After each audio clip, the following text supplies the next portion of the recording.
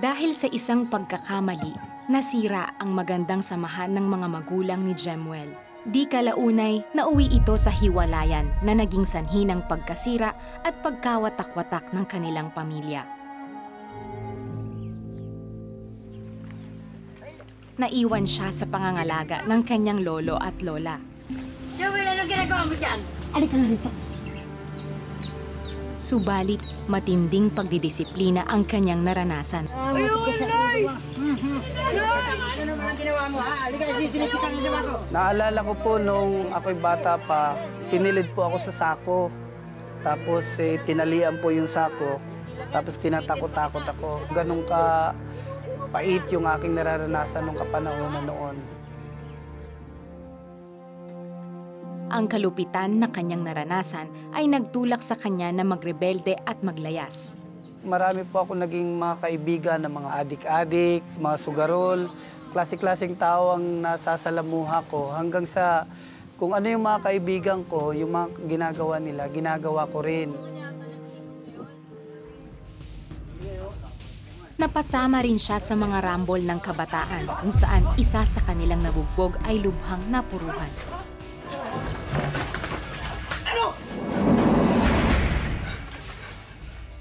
Bali-balita nung kinabukasan na yung aming binugbog daw is critical. Jibuel!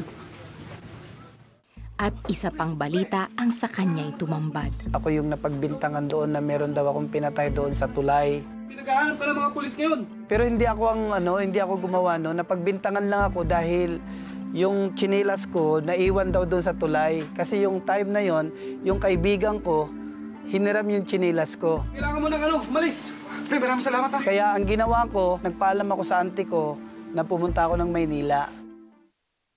Lumuwas siya patungong Maynila para magtago mula sa mga otoridad. Nung nagpunta ako ng Maynila, lalong gumulo po yung buhay ko doon. Una, nagtrabaho muna ako sa construction. Tapos nung nagkapera ako, syempre binata, nag-aroon ako ng mga kaibigan ng mga drug pusher. Hanggang sa bumalik uli yung pagiging addict ko noon. Hindi lang ako nakontento noon, kundi bumibili pa ako sa kanila ng shabu at nagbibinta ako noon.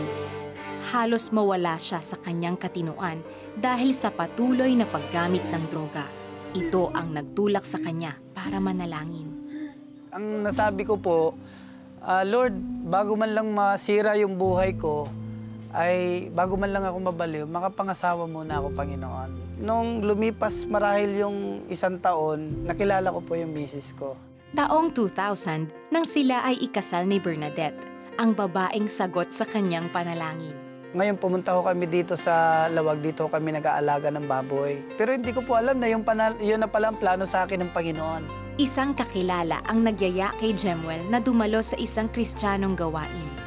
Sinamahan ko siya dahil nung kapanahonan din noon, talagang salat kami noon. Kaya ko lang siya sinamahan dahil gusto kong mangutang sa kanya ng pera.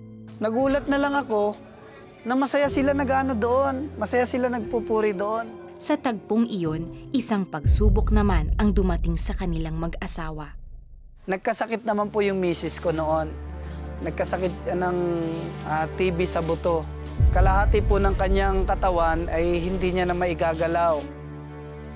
One day, nagising na lang po ako na hindi ko na maihakbang yung mga paa ko. Sinubukan kong gumabay para akong bata na gumagabay. Talagang hindi ko siya maihakbang.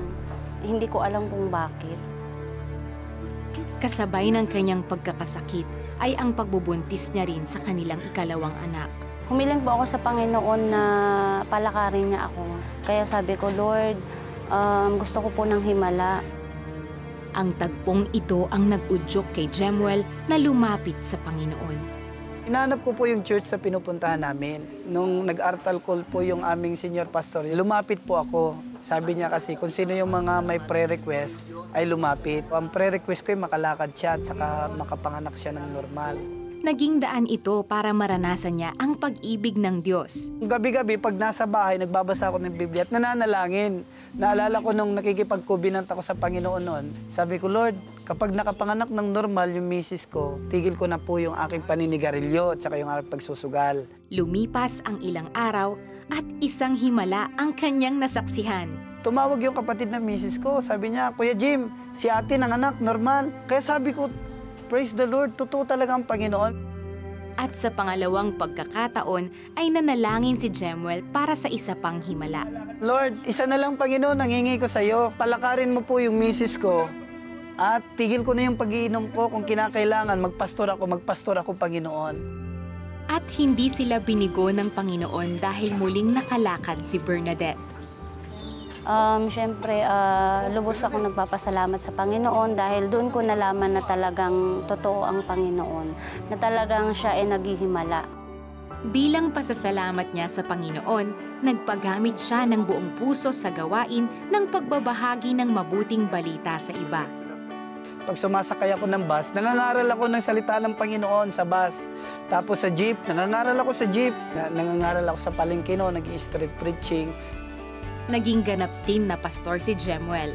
Mula noon hanggang ngayon, ginagawa niya ang kanyang tungkulin sa simbahang ipinagkatiwala sa kanya. So yung aking kubinan sa Panginoon noon na talagang hanggang ngayon ay lagi-lagi kong sinasariwa. Nagpapasalamat din ako sa Panginoon dahil binigyan niya ako ng pamilya na pwede kong ipagmamalaki Panginoon.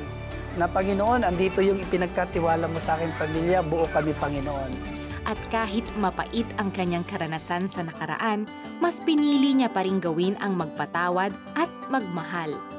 Sa nanay ko, sa tatay ko, negatiting wala po akong galit sa kanila. Hanggang ngayon, panalangin ko sa Panginoon na magkita kami ng nanay ko eh. Ay kung sakaling nanonood yung nanay ko, sasabihin ko sa kanya, Nay, kahit ganun po yung nangyari sa amin, sa ating pamilya, Nay, hindi pa rin nababawasan yung pagmamahal namin sa iyo. Tatanggapin pa rin kita ng buong buo. Yung nagbibigay aral sa akin yung pag-ibig lang eh. Kaya ngayon, hindi lang siya tagapagligtas, hindi lang siya hari sa buhay ko, kundi siya yung tatay ko.